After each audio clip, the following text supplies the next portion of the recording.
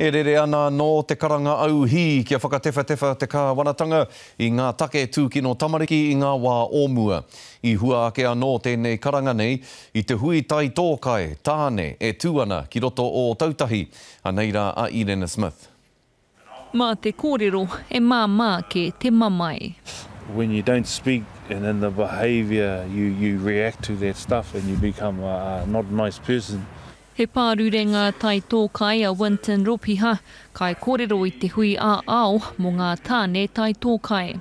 Well, I was about 10 and another uncle came into our room with all us kids and he done to me, singled me out in the bed and done things to me. I think at that age it clicked for me around, hey, this is not okay, this is not cool, but still didn't have a voice. Aha kua kataia e ia te whakaputa i ana whakaaro mo te tūkinotanga i Pākiaia i te rānei, mō ngā tau maha i kaingia a roto, i whakakiki anō i te riri me te tūkino ki runga i tana hoa wahine. I used to inflict a lot of that hurt upon her, causing her to seek help or see something wrong with her. And really, it was a lot of my take that I was carrying.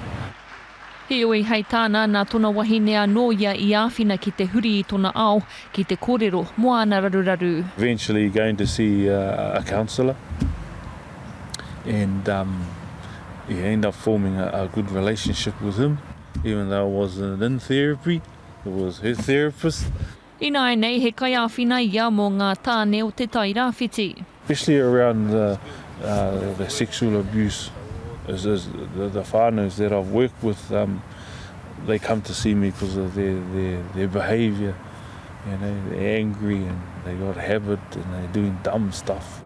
Ko te whakahauanga kai whakahaere i te hui whakakotahi i ngā tāne tai tōkai, me whakarite te kāwanatanga i tētahi ui ngā whānui, mo tēnei mahi i Aotearoa. In opposition, they've said that they're going to have a royal commission or an inquiry, so we've got to ensure that officially we're now asking them to do that. Te mea nui mō Winton kia puta e nei kōrero, kia kaua e patua ngā tāne pērā ki aia i te whakamā. Irene Smith, Te Karere.